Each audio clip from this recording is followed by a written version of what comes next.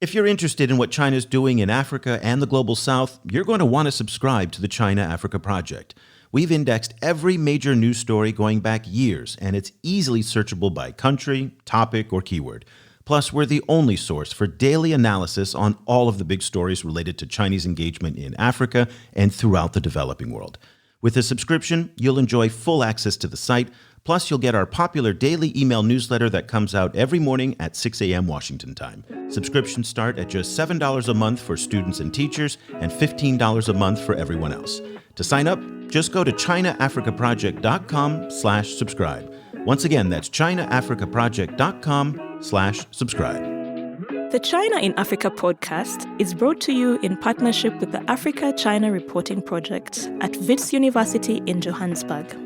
The ACRP aims to improve the quality of reporting on Africa-China relations through reporting grants, workshops, and other opportunities for journalists. More information at africachinareporting.co.za and our dedicated training website at africachinatraining.com.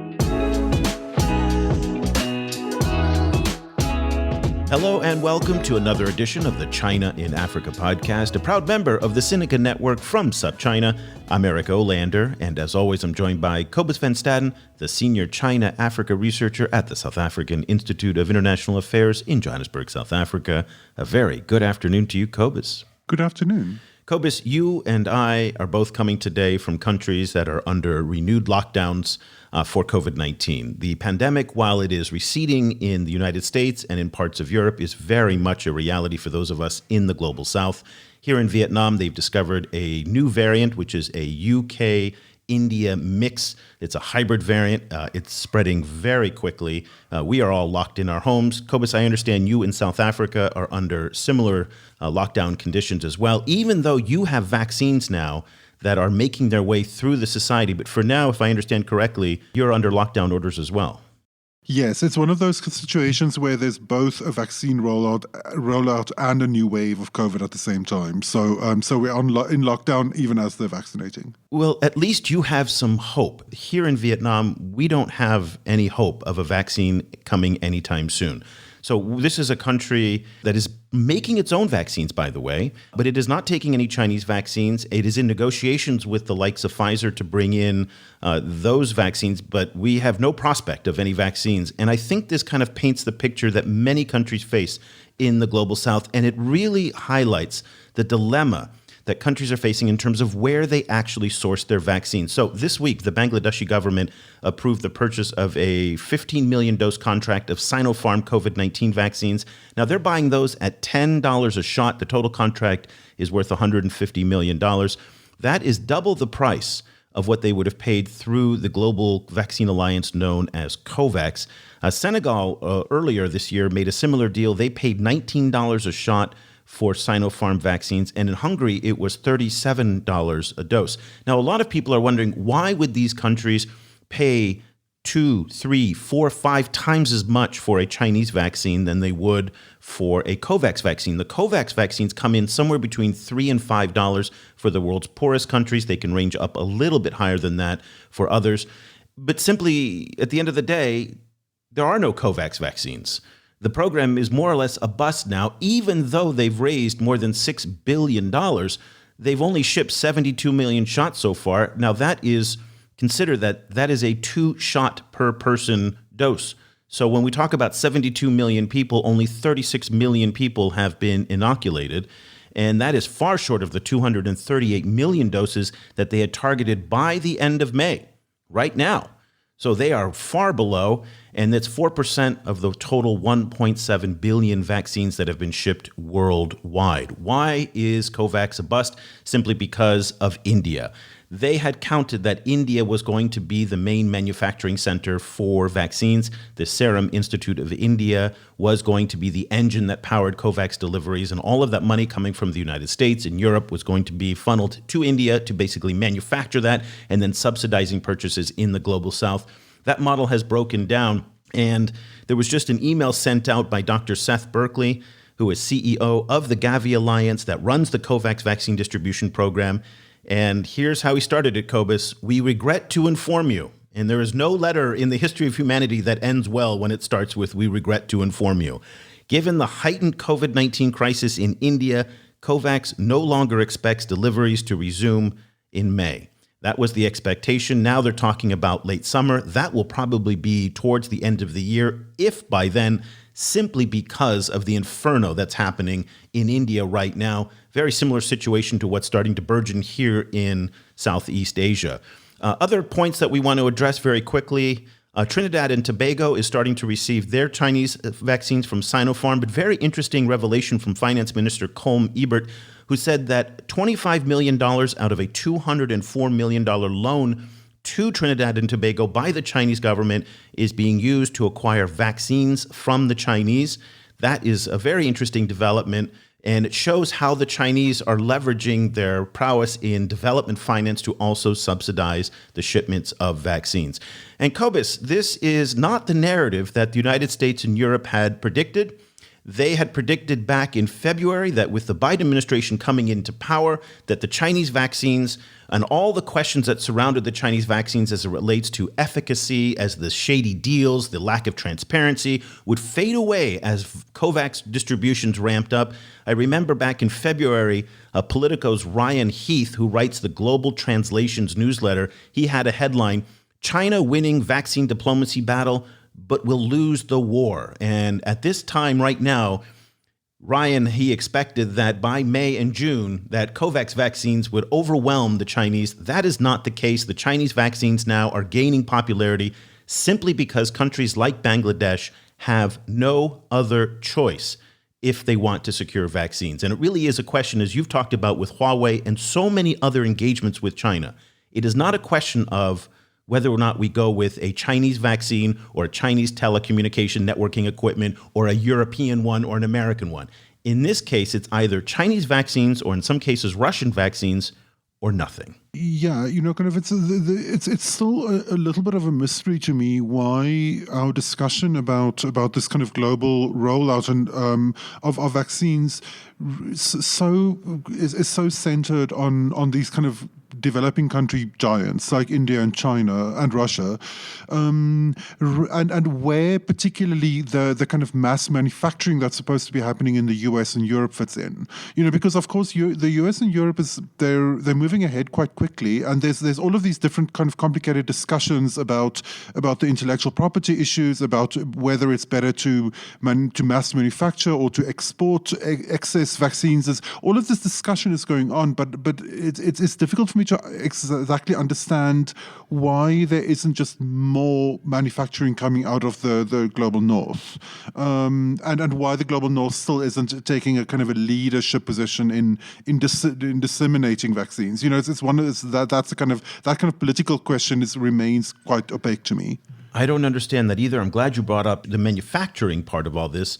Let's go very quickly through the list of countries right now that have signed Chinese manufacturing deals for vaccines. Mexico, Brazil, Turkey, Egypt, Kyrgyzstan, the United Arab Emirates, Indonesia, Malaysia, and Pakistan. We have not seen anywhere near the volume of deals being done for Pfizer, Moderna, Johnson & Johnson, and others to localize production in the global south to make it easier to distribute and to scale up quickly. So again, to your question, that is very, very interesting. Let's go to some of the latest numbers now in terms of Chinese vaccines and where they are going, how many have been sold and distributed. The most authoritative accounting of Chinese vaccine distributions around the world is done by a consulting firm by the name of Bridge Consulting, which is based in Beijing. They do something called the Vaccine Tracking Report, or the Vaccine Tracker, that comes out every Monday at around 2 p.m. China time. I'll have links to that in the show notes if you would like to follow that. It's one of the things that I update in our newsletter every Tuesday as well. And here's the latest data as we see from Bridge. The total number of vaccines that the Chinese have committed to sell around the world, 732 million doses. So that is, they have promised to sell. They have not made all those, but that's future doses as well that will be delivered. 256 million to date have actually been delivered. Combination of both purchases and donations. And out of the 256 million, only 22 million have been donated. So about 10% of the actual deliveries are donations of vaccines. So I think it's very important because a lot of Chinese people actually think that they are donating far more than they actually are. And I think a lot of non-Chinese think that the donations are also much larger. So there's a big misperception out there in terms of how many vaccine doses are being donated versus is being sold. Where are the vaccines going? Here in Asia is by far the dominant place. Asia Pacific gets 113 million doses. This is, again, of the total of 256 million. So out of 256 million, almost half went here in Asia. Latin America is second with 68 million. Europe is third with 30 million. And then we will have Africa coming in last at 19.4 million doses. Now, although Africa is last in terms of the quantity of donations, they are first in terms of the number of countries that have received Chinese vaccine sales and donations. Somewhere around 30 or 31 countries to date have gotten Chinese vaccines in Africa. The top three recipients on the continent are Morocco, Egypt, and Zimbabwe. So that's the situation where we have it today. We're really thrilled to have back on the show. We wanted to get an update from Bridge. Zhou Zixiang, who is a policy and advocacy associate at Bridge in Beijing, he helps lead the vaccine tracker project that is now widely quoted by major international media outlets and a great resource. Thank you so much for taking the time on this busy Monday to join us, Zixiang. We really appreciate it. Yes, thank you, Eric, and thank you, COVAX, for having me. The headlines coming out of China over the past 2 or 3 months have been that China is really ramping up its domestic vaccine distribution, and that slowed some of the global vaccine sales, while domestically there's this push. You're now north of 600 million vaccines delivered in China domestically. At the same time, since the last time you and I spoke, China has received, or at least Sinopharm has received, the blessing of the World Health Organization. And recently, also, the Journal of the American Medical Association, JAMA, issued their own findings on Sinopharm as well.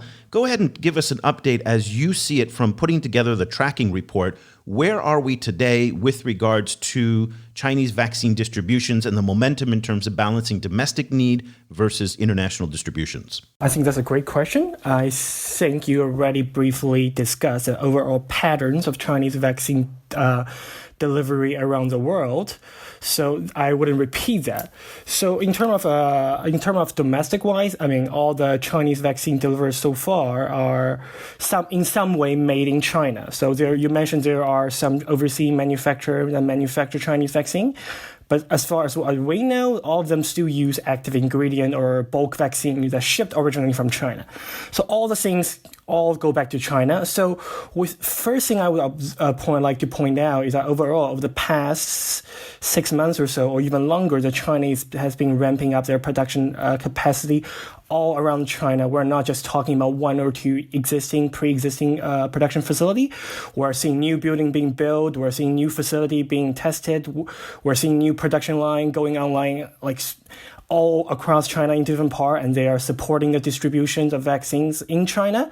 And we're also seeing at the same time, a lot of these vaccines, either active ingredients, vaccine bulk, or finished doses are being loaded on planes and sent all around the world, sometimes in Chinese planes, sometimes in plane rented from a local country, sometimes even by the local military. They send their military transport because they want to deliver sooner. So we're seeing a very, very growing frequency and volume of Chinese vaccine being sent from Chinese production facility to not just the Chinese people, but all around the world. So just to make sure that I understand it, is it the situation that most of this kind of mass production of Chinese vaccines is happening within China, and then they're licensing out to different other countries? But is China facing a similar kind of bottleneck in production due to the crisis in India at all as Western manufacturers are, or did Chinese manufacturers kind of bypass Indian production as completely? So that's a very interesting question. So as far as we observe, they have not been seen to be hit by the export halt that is resulted by the crisis in India. So we have not seen that. I think the Chinese, for example, actually also export the active ingredient for AstraZeneca vaccine to some countries. So they actually have Chinese, along with India, are, I believe, the two of the largest maker of active ingredient for just generally all pharmaceutical products. So they can, like you said, support their own production with all the ingredients they can produce on their own. As a matter of fact, Sinopharm, they just, I believe, unveiled the building that's supposed to host the world's largest COVID-19 vaccine production facility that's supposed to be produce billions of doses of COVID-19 vaccine per year. So they seem to be expanding their production capacity. I'm sure there are a lot of difficulties involved in building a production line this complicated, this fast, but we're now witnessing this kind of bottleneck just completely stop the operation because of they need to get certain things from abroad, like from India or other country. We have not observed anything like that. And Cobus, you can't overlook the politics between India and China. It would not be politically feasible for India to export to China and for the Chinese to take those imports. And at the same time, there's been a lot of sensitivities in India from taking Chinese vaccines as well. So the politics do get in the way of that. That being said, the Chinese have been delivering quite a bit of aid and relief in terms of oxygen and other supplies right now, but I'm not quite sure if it's in the vaccine realm. But India, China has politics written all over it. Zhixiang, let's talk about efficacy, because that is the key issue that a lot of people outside of China focus on for the Sinopharm and Sinovac jabs in particular. Now, Sinovac is not one that has been approved by the World Health Organization, but the Sinopharm has, and the same findings came out of the JAMA report as well. And what they say is that they are lower efficacy rates than, say, Pfizer or Moderna, but they are nearly 100% in terms of keeping people out of the hospital and from dying. That has been a consistent thing that we continue to hear. That being said, we are also hearing reports that in the United Arab Emirates and in Brazil and in the Seychelles, places that have all depended heavily on Sinopharm, that health authorities there are calling for people who've received their 2 injections already to come back for a 3rd booster shot because they are concerned that the durability of the vaccine and the efficacy is not holding up. What is the discussion in China as it relates to the question of efficacy of the Sinopharm jabs?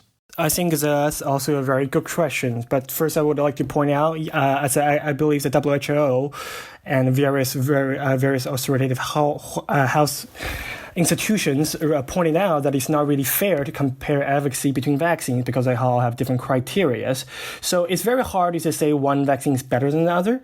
But in this case, we do have seen a lot of conversation on, whether Sinopharm or other Chinese vaccine or other vaccine, as a matter of fact, produced by other pharmaceutical company developers around the world need a 3rd booster shot. So inside China, I think there has been a lot of discussion on how, the duration of the durations of the protection against COVID and different variants, how long will last. And there has been already been talks about whether the Chinese health regulator would recommend mixing different type of vaccine or giving booster shot. But as you see, this is a really unfolding situation, right? The best way to test how long the protection lasts, you see how long it will last, and we are in the middle of this crisis, in the middle of a pandemic, not after it. So it's only been if we really think about it, we detect this virus only about a year ago, and there have already been people who get vaccinated for months or even 6 months. So it's actually everything just moves so fast. So I think we really need to wait until the scientists have more time, and I believe that's where the current conversation is in China as well, just to let scientists just figure out how long this protection, the vaccine, different type of vaccine can last, then decide what's the best approach going forward. But I think one way or another, obviously giving people vaccine will not be the only solution to end the pandemic. I believe every health official, all the way from WHO to local health authority, have repeated that message. And I believe that's a message the Chinese government is repeating as well. But at the same time, there is a difference between the inactive agent vaccines made by the Chinese and the mRNA vaccines that are the Moderna and the Pfizer jabs in terms of efficacy rates and the quality of the vaccines. In fact, even the Chinese have acknowledged that their vaccines aren't as effective as the new mRNA vaccine. So they're not all equal in that sense, right? Yeah, like I said, I didn't say they're equal. I'm not an expert on different type of vaccine, and like you said, the Chinese means what you said. There are certainly different type of vaccine. They have different efficacy rates. They have different I believe they also have different. Believe they have not concluded they will have the same duration of protection. So there are a lot of difference, and WHO, the expert, I believe, pointed out as well. So I'm really not an expert on how to tell you which one is better. Just to return to an issue that we raised in the intro, I wonder if you could explain a little bit how you see this kind of this centrality of China, India, and Russia in the rollout of the mass production of the vaccine. Like one of the assumptions that I had right at the beginning of the pandemic was that, well, kind of by the time that we get a vaccine, then it will simply be as kind of these kind of massive kind of pharmaceutical companies in the West will then simply kind of ramp up production, mass produce it, and make a ton of money. That weirdly doesn't seem to be happening. I mean, there is obviously a lot of production happening in the West, but why do you think Western countries aren't mass producing these vaccines more? Yeah, I think that's a very interesting observation. We are following the Chinese vaccine more, so I'm going to talk about approaches from this perspective because I'm not really following how different other vaccine developers from other countries are ramping up production. But for example, in China, they actually. The government has been same as the United States Warp Speed project. They have been financing a lot of the expansion project back in, I believe, late 2020, even going early before that. And I believe was like this. I believe Sinopharm, as you know, a state-owned company, has been building production capacity very, very early on. And one of the reasons that this inactive vaccine that become, I think, the government's choice is because it had been using this technology for so many years. It is a technology known to them very well. The people, the workers know them really well. They have the equipment and they've been doing this for so long. So that could be one of the reasons they are able to do this so fast because they are familiar with the whole procedure. They know how to build a lab.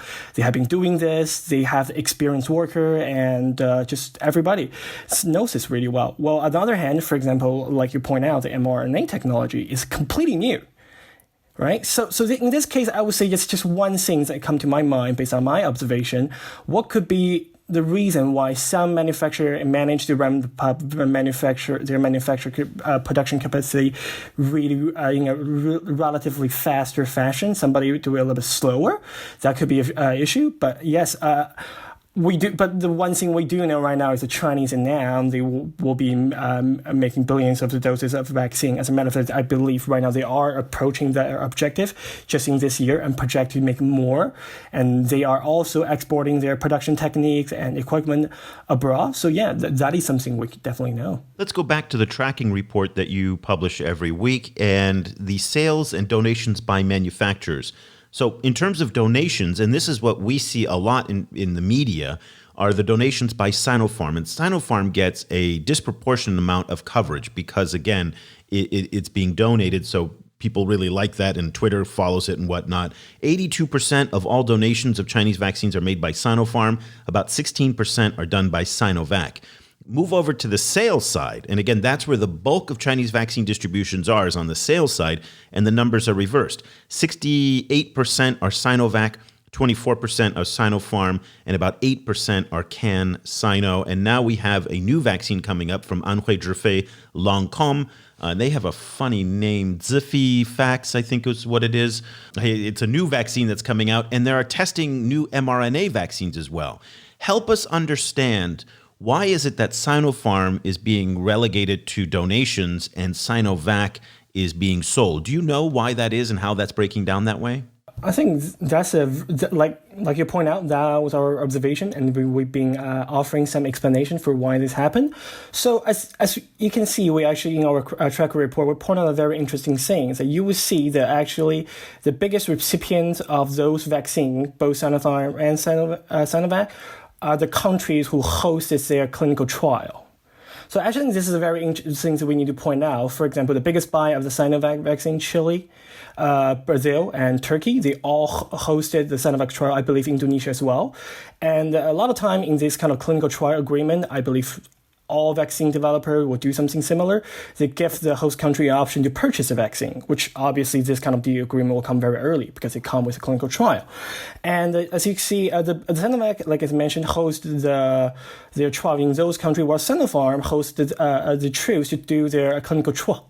The clinical trial in countries like UAE and the other country you mentioned. Well, those countries are actually relatively smaller countries, even though they were also hit by the COVID pandemic really hard. But at the end of the day, they don't need that many COVID-19 vaccines. So when it comes to purchasing pattern, I think that I explained part of it. And when it comes to donation, I think that's also a very interesting thing you point out. The Chinese authority made it very clear they will encourage and the person will donate vaccine only if the recipient country have granted emergent use listing or full use listing to the vaccine and have approved the vaccine and willing to receive it. So like you said, Sinopharm is the one so far with the blessing of the WHO. And actually, in the case you mentioned, the Trinidad case, the Chinese made the donation of Sinopharm vaccine very, very early, and the Trinidad government made it very clear they will only accept the donation after WHO approved it. So I would say that the fact that Sinopharm is the first Chinese vaccine that got approval from WHO might explain why there's so many countries are keen on taking this donation of Sinopharm, not the Sinovac vaccine. One of the issues that has received a lot of controversy and a lot of discussion over the last while has been the issue of the relaxation of intellectual property rights on the vaccines. And my own country, South Africa, has led, I think, a relatively successful kind of charge at the World Trade Organization, kind of gathering some support from the Biden administration that they'll actually be okay with, or they won't contest the relaxation, the kind of emergency relaxation of this intellectual property. I was wondering how the IP issue was received in China, whether there's pressure on Chinese companies to also relax their IP, and whether it's part of the vaccine conversation in China at all. Actually, it is very much a part of the Chinese vaccine conversation on Chinese vaccine, and I think the Chinese government has taken this very clear position on this issue. I think most recently on the Global Health Summit hosted by the G20 in Italy, President Xi said, already having the foreign ministry announce the support for waiving intellectual property rights on COVID-19 vaccine. He further added China will also support the WTO and other international institutions in making an early decision on this matter. Furthermore, and he repeated the Chinese position that China supports its vaccine developers in transferring technology to other developing countries and carrying on joint production with them. And like Eric recounted before, there are actually quite a few countries have already been doing this. For example, in the case of Egypt, they are going to produce the Chinese vaccine. I'm trying to sync up the number, but it's in the numbers of, I believe, 40 million per year. Yeah, they're going to start with 20 million. It'll ramp up to 40. Ultimately, they want to get up to 80 million per year in Egypt. Yeah, so that's the number. So they actually received the first batch of a component to make locally the Sinovac vaccine I believe, on May 21st. And the local media already reported that the Chinese, the developers, have transferred the technology in preparation for actually to enable the local production facility to even make the ingredient for the Sinovac vaccine in the future. And we're seeing the Pakistanis also have a similar arrangement, but to produce the CanSino vaccine by technology transfer. So China's position on this issue, both on the government and the vaccine developers level, are very clear that they support this waiver of intellectual property right, and they are already implementing it. In the case of Pakistan, they actually have teams working with a local stakeholder to set up the production facility a while ago, and the Pakistani authority stated that the fact they hosted the clinical trial of the CanSino really early on really allowed them to start building this local production capacity very early on. So yeah, I don't know if that's answered your question. We just want to make one point very clear here, is that the localized production deals that are going on right now in all the countries that I listed in the beginning, especially in places like Egypt, are what's called fill and finish deals, and they are not the releasing of the IP. And so in many ways, it's like the the same way that Coca-Cola bottles all over the world. The ingredients are sent, the formulas are sent, and then they're filled into the containers and they're finished in the packaging and they're shipped out. One of the reasons that they do that is in order to ensure that quality stays high. Now, this has been the line from the US and European pharmaceutical industry in their opposition to the relaxation of IP, is that these vaccines are not easy to produce, and therefore they can't assure the quality if the IP is opened up and everybody can make it. That's the pharmaceutical line. That being said, a number of countries like India and even here in Vietnam have very sophisticated pharmaceutical production workflows and industries that they could probably develop those vaccines using it. The other part of this, and this is very pertinent to the conversation, is that in the United States, they don't want the IP to fall into Chinese hands, especially on those mRNA vaccines, those really state-of-the-art vaccines. So geopolitics also plays into it. But very important in terms of the localization of production as we see it right now, it's what's called fill and finish.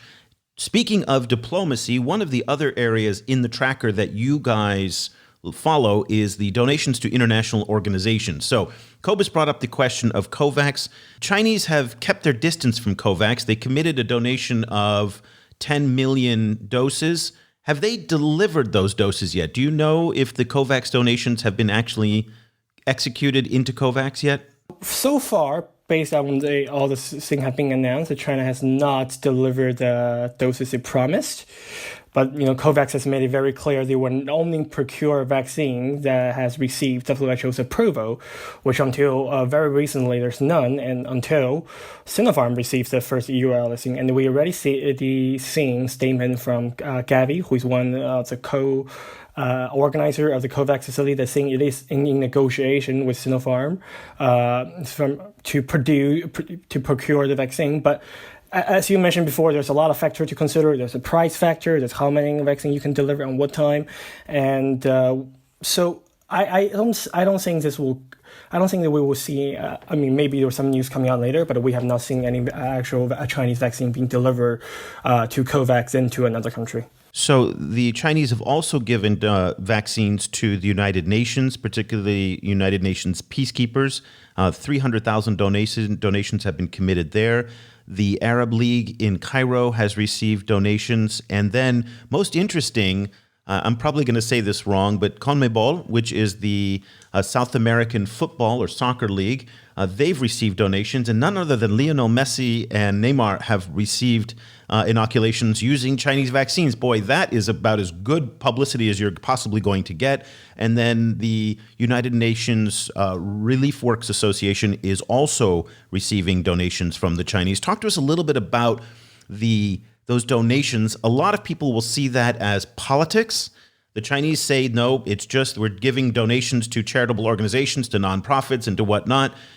Help us better understand what's the motivation as you see it in Beijing for these donations to international organizations like South African football and also things like the Arab League. Yeah, that's a very good question. So first thing I would like to point out, I think in the notes section of our tracker we expanded, the vaccine donation that made to the South American Football Association is actually not made by the Chinese authorities, made by Sinovac. And now the Sinovac is as a partner of the South American Football Association at the coming Copa America, and as a football fan myself, that's a great news that everybody and that football. Messi got his Sinovac vaccine. I mean, that's pretty cool, Yes, and I think from a corporate perspective, I think everybody in the world will understand how big football is a sport, especially in South America. We're talking about football, so it's a huge matter in the entire continent. And as you mentioned before, that part of the world has received a lot of Sinovac vaccine, and it makes sense for them to make a donation like this to promote their vaccine, to promote their brand, to outreach to the community, to do all these things. So it makes sense. Well, the donation to UNRWA is made by the Chinese government very, very recently, specifically following the recent Israel and Gaza conflict. This along donation fund is donation to the UNRWA RWA to specifically to the Palestinians and the region as a humanitarian effort. While to the Arab Union, that vaccine has already been handed over, along with other donation to Egypt. So there, and the International Olympic Committee, we have not seen that exactly a large lump sum transfer has happened. Probably happens more in terms of the different country, different athlete receiving their vaccine. But as I'm sure both of you are aware, the upcoming Tokyo Olympics, there has been a lot of uncertainty. So how exactly that donation will unfold is not really clear. So we cannot really comment on we're not really understanding what exactly is the motivation behind each donation, but you can see they are ranging from a company donating the vaccine because they have sell to this region extensively. There have been humanitarian effort to conflict regions. There has been donation to the peacekeeper. There has been donation for upcoming major international event. I think there's a lot of reasons. There's a lot of motivation. It's hard to pin down a specific one. Of the kind of rich countries in the world, including China, it's been very interesting to see the different kind of political calculus around vaccinations. And in Western countries, it was very clear that it's politically necessary for them to make a big kind of national effort, kind of particularly in the United States, to try and kind of be able to inoculate a very large percentage of the population before they can even start discussing exporting to other countries. And it seems that China has taken a somewhat different approach. I wonder if you could talk a little bit about the domestic rollout in China versus the international rollout, and whether there's political pressure to ramp up the domestic rollout. Yeah, that's a very interesting and good question because the Chinese does have a very different experience compared to the country you mentioned when it comes to vaccine rollout. Like a lot of people know, the Chinese managed to contain and control the COVID-19 pandemic relatively well very early on. And as a matter of fact, there's a lot of both domestic and international media and experts talking about there's been certain vaccine hesitancies in China because there's a lot of members of the public do not see the need to get vaccinated because they do not see COVID cases anywhere. If I'm living in a city, have not reported single cases for months and months, what exactly is the motivation for me to get a vaccine? So for a long time, as we actually wrote an article on this, there has been a lot of key opinion leader, government official, even celebrities into the conversation to encourage people to take the vaccines, to build this kind of public health protection, the herd immunity that will last. And, but it was very difficult. It was a bit of a slow rollout at the beginning, but they managed to get it started, both with the communication campaigns push, but also, as a lot of people would know, there has been a small flare-up of COVID outbreak in some part of China, including Beijing and most recently in Guangzhou. And that really gives the people the motivation. The public health expert had been expanded many times. You are not safe until China, as well as every part of the world, has reached herd immunity. It doesn't make sense that if you or your own community feel safe, but the other part of the world, the other part of China or part of the world, the virus still raging on, then somehow the virus was still managed to break it through your disease control measures. So that has been the consistent messaging from the Chinese authority to encourage people to take the vaccine. So we have not seen really strong pushback against why the Chinese sending the vaccines to overseas, and the discussion on this is very much about the Chinese has managed both tags seems really well. There has not been a direct conversation on what you just said in China. So. And that also might be because the Chinese media is highly regulated, and so a lot of the donations may be underplayed while the domestic narrative is more prominently played. Let's just wrap up our conversation here about where we are going forward through the rest of the year. COVAX, as we mentioned earlier, is not delivering for lots of different reasons. They're loaded with cash, but they just can't make donations. They can't get the vaccines out and to sell to lower and middle income countries. The Europeans have been donating, so very important that we break apart the European Union from the United States here. The European Union has actually been very good, though they don't get the credit for distribution of more than 200 million vaccines to low and middle income countries. The United States still has not gotten off the ground. I just want to really mention a letter here that came earlier this month from U.S. Senator Mitt Romney to Secretary Antony Blinken, and he wrote, "I write with concern regarding the administration's lack of urgency to distribute COVID vaccines to countries in desperate need. While Russia and China have taken action on this matter, the United States appears to still be in the process of deciding what it is going to do. It is necessary that the United States implement a strategy which ensures that the world's most vulnerable populations have access to the vaccines as soon as possible." So you can see growing levels of impatience in the United States that they haven't gotten going. So right now, as we look at 2021, it is the Chinese and the Russians that are going to supply the bulk of vaccines in the developing world, at least for the foreseeable future. You in Beijing, as you're putting together the tracking report, what are the trends that you're seeing in terms of localization of manufacturing, the ramping up of production in China to be able to supply the global south? How quickly do you see this taking off? Here, I think, here based on our observation and research, we think that we are really seeing there's a growing trend. The Chinese vaccine developer, along with the Chinese government, are looking more and more to how to distribute and distribute the vaccine to other countries, and also help them set up production. It has been the main theme of a lot of speeches given by the Chinese leader, and there has been a lot of action carrying out. I think, like you mentioned, in the next coming months, we are going to see the shortage. We are going to see a continuing shortage of COVID-19 vaccine around the world. And I think, first of all, we're going to need more countries, including China, to send more of their vaccine to the poor population, the less developed country, to help them boost their immunization effort. There's a lot of countries that are already starting to running out of vaccine, so it's very important. And in the meantime, we also need to think about how to help them set up their own manufacturing capacity, because ultimately it's probably the cheapest way for them to get the vaccines. We can have a lot of innovative financial instruments and a lot of agreement on maybe grant or even loans, but helping them to production their own vaccines using either some ingredients that sent from the vaccine producing countries, or completely manufacturing the vaccine locally. All of these measures will somewhat lower the cost of vaccine. And I would say it's more important to know that these localizations and the ability to produce vaccines locally is very important for the developing country, the developing world, to prepare for the next vaccine, the next pandemic. The COVID-19 for sure is not going to be the last global public health crisis or the last pandemic the humanity will encounter.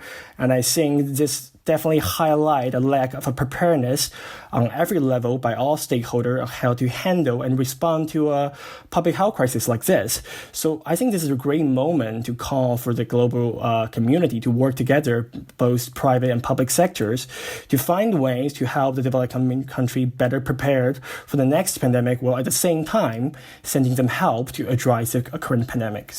Well, I admire your optimism. I think what we've seen to date is an absolute failure on that part among all sides, that nobody is coming to the help of developing countries. Yes, it would be great if everybody could work together, but we don't see any proof that the United States and China and Russia and Europe are actually working together in the name of helping developing countries. So I do respect what you're saying and the ambition that's there and what the ideal should be, but the reality is that I'm in a country now with no vaccines. Kenya's running out of its vaccines. Africa's received less than 2% of the world's vaccines, and nobody seems to give a poop. So that's where we are. Zhou Zixiang is a policy and advocacy associate at Bridge Consulting in Beijing. He helps put together the vaccine tracking report that is absolutely indispensable if you are following what China is doing in terms of its global vaccine distributions.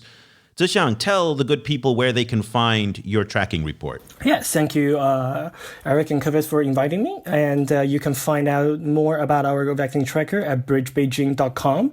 And thank you for inviting me.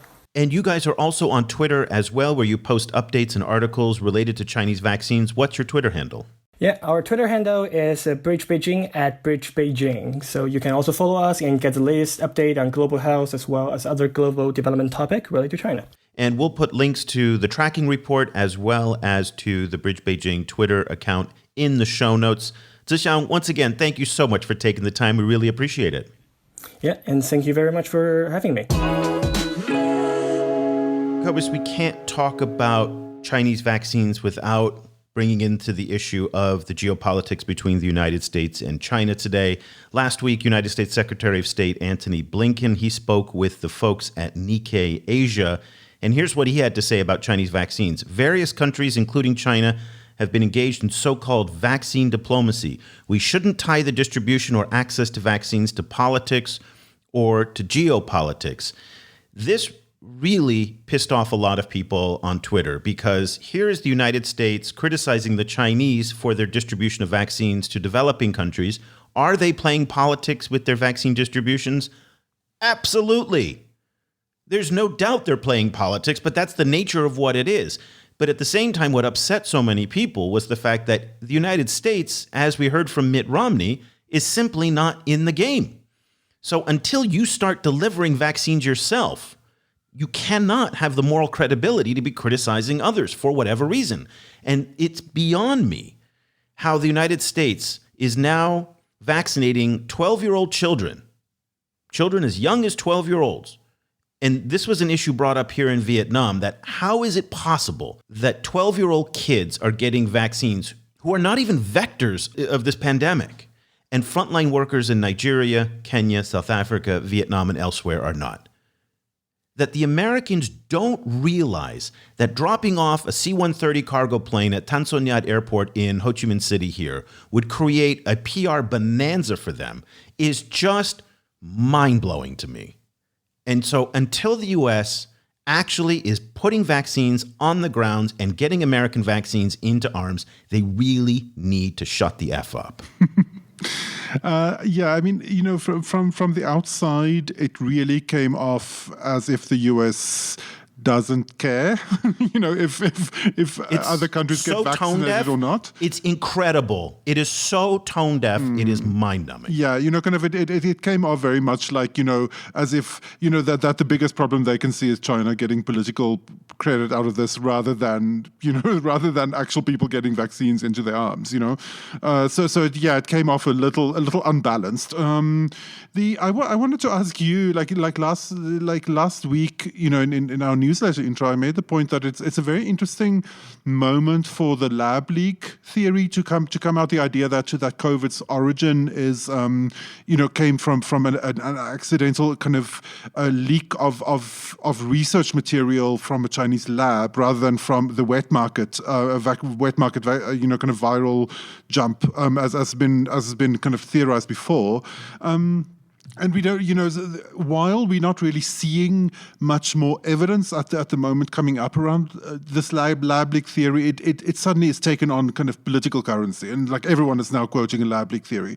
So for me, it was this interesting moment where it becomes very clear, like which countries in the world are rich enough and empowered enough and feel themselves okay enough in terms of vaccinations to be able to pick a fight with China, and which are not. Which is the most of the rest of the world.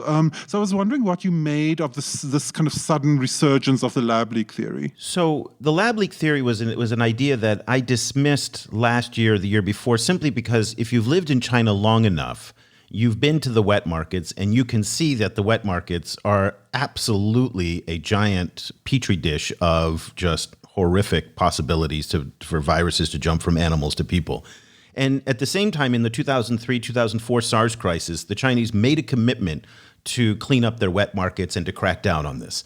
And they failed to do that. The sanitation and hygiene was simply not there. And that is the problem, is the lack of sanitation and hygiene. And there's no defense that the Chinese can come back and say, no, after 2003 SARS, we really did clean up our act, because they didn't. In terms of the proof of whether or not this jumped out of the lab or whether it came from a wet market, I've seen compelling evidence on both sides. I certainly don't have enough information to make any assessment of this.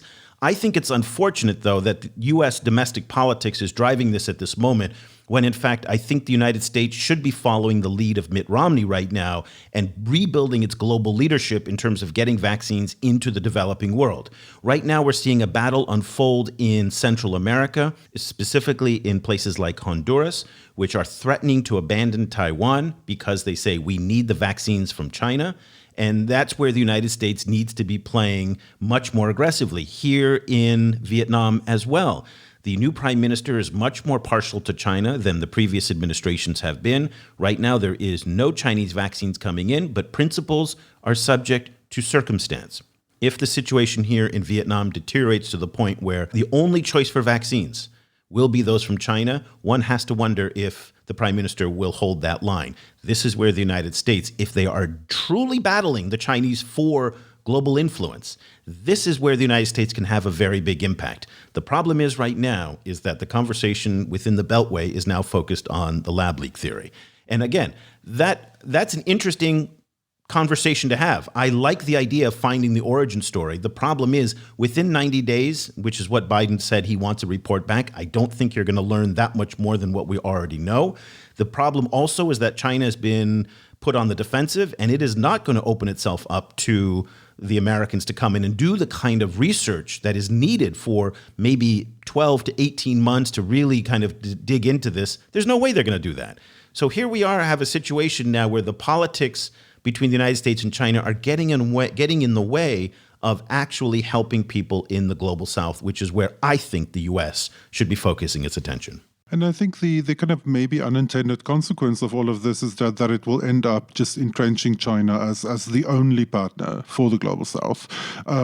Because what it will then have the effect of is to force all of these global South countries to then also kind of take a side rhetorically, or like declare some kind of allegiance to China in order to make sure that the vaccines keep flowing, so I think it's one of those situations. It seems to me, and again, this is someone very far away from the Beltway, but it seems a little bit like one of those American situations where the domestic discourse counts for so much more than the US's international image, in this particular case, and then what it then has the kind of unintended effect is to actually entrench China, kind of as the central partner to the rest of the world, because they can't count on a kind of a constancy from the US in prioritizing the kind of international global good. Well, let's take the situation in Kenya as an excellent example here, because a lot of people received the first dose of the AstraZeneca injection that was provided through the COVAX alliance. The problem is the second doses haven't made it.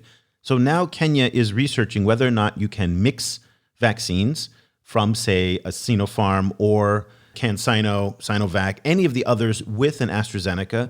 That seems risky to me without the proper research and all of the trials that need to happen. But again, there is no choice right now. People are stuck. And the Chinese are coming in and filling a void that is simply not prioritized in other parts of the world. To be fair, the Europeans, and I think it's really important to distinguish between what the Europeans are doing and what the Americans are doing. The Americans in many ways are outliers here in terms of their stinginess on vaccines. And again, it's just not a priority. The Europeans, they have given more than 200 million doses to low and middle income countries. That needs to be said over and over and over again. They deserve the credit for that. Oftentimes, the Chinese get all of the attention for what they're doing.